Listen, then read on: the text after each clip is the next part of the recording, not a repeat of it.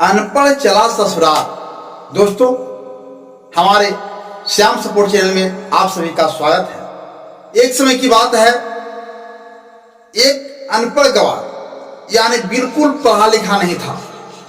वह पढ़ने लिखने के बारे में कुछ नहीं जानता था। वह ससुराल के लिए चल दिया। उसने कोट पहन लिया, बंडी पहन लिया, टाई लगा लिया, चश्मा लगा लिया, हाथ में टैची ले लिया, लेकर के जूता मोजा पहन करके और ससुराल के लिए निकल दिया। जाते जाते जब वह ससुराल पहुंचने ही वाला था, एक गांव मिलता है, रास्ता में एक गांव मिलता है। एक बूढ़ी महिला थी, उसका बेटा ने एक विदेश से एक पत्र भेजा था, लिख करके पत्र भेजा था।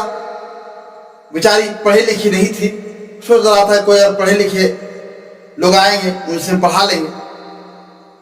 और वही रास्ता से अनपढ़ गंवार जा रहा था। जब उसके गांव में पहुंचता है, देखता है कि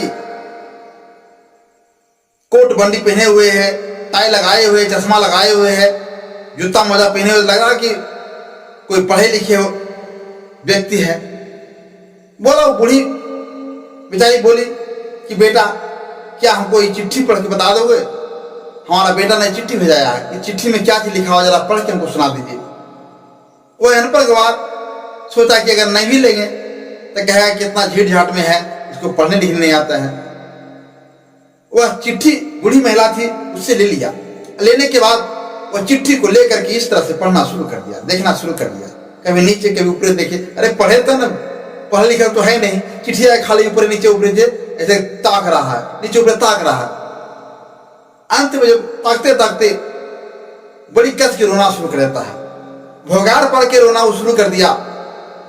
जो रोना शुरू कर दिया, तो बूढ़ी महिला थी, देखा कि अरे ये चिट्ठी पढ़ते पढ़ते रोने क्यों लगा। उसको लगा कि जरूर हमको बेटा को कुछ न कुछ हो गया है। ये चिट्ठी पढ़ने वाला बाहर का मुसाफिर है और चिट्ठी पढ़ते पढ़ते क्यों रोने लगा।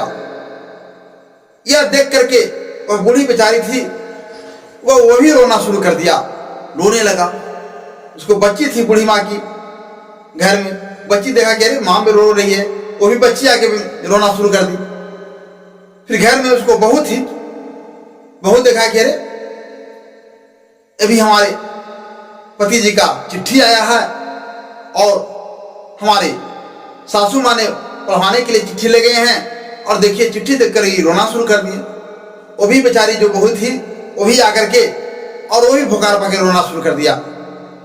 और उसका जो बगल वाले, घर के बगल वाले में था, देखा कि अरे रो रहा, वो भी आकर रोना शुरू कर दिया। 10-12 को महिला उस बार आकर रोना शुरू कर दिया। वहां पर कुछ पढ़े लिखे मर्द आए। एक लड़का जो बहुत पढ़े लिखे था वहां पर पहुंचा, बोला कि चाची क्या चीज हुआ है, बताइए। कहा, बेटा हम क्या कहें, हमने चिट्ठी दी है पढ़ने के लिए, और चिट्ठी पढ़ा, न जाने क्या उसमें लिखा हुआ था, हमें बताया नहीं, और चिट्ठी पढ़ते पढ़ते रोने लगा। वह लड़का जो पढ़ा लिखा लड़का था, वो चिट्ठी उसको हाथ से ले लिया। और चिट्ठी हाथ से लेने के बाद वो पढ़ना शुरू कर दिया। उसमें लिखा हुआ था कि मां, मैं बहुत कुशल पूर्वक हूं, मैं अच्छे से रह रहा हूं, आपके कुशलता के लिए मैं भगवान से प्रार्थना करता रहता कि आप भी ठीक ठाक रहें। मैं आपके लिए 500 रुपया भेजा रहा हूं। ये 500 रुपया से आप जो भी दिक्कत है इलाज कराने के लिए है, 500 रुपये से इलाज करा लीजिएगा। हमको कोई दिक्कत नहीं, मैं सुखी से रह रहा हूं।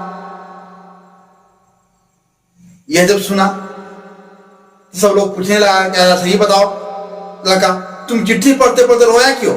ये सभी को रोवा रहा है, तुम घर वाला को रोवा दिया, गांव वाले को रोवा दिया, तू रोवाया क्यों, तू रोया क्यों चिट्ठी पढ़ते पढ़ते? कि भैया हम इसलिए रोए, हमसे पूछे भी नहीं, आइए सब लोग जितने भी लोग जब रो रहे हैं, हमसे बिना पूछे हुए हम भी रोना शुरू कर दिया हमें देख करके। हम इसलिए रोए भैया जब हम चिट्ठी को देखें, जब चिट्ठी को जब खोल के जब पढ़ने के लिए सोचे, हमको याद आ गया कि अगर हम पढ़े लिखे रहते तो आज चिट्ठी में पढ़ करके हमने सोचने लगा कि अगर हम भी पढ़े लिखे रहते तो आज यह नौबत नहीं आता। मैं चिट्ठी को देखकर तुरंत पढ़ कर हम बता देते, इसलिए हम आंसू हम गिरना शुरू हो गया, रोना शुरू हो गया। दोस्तों,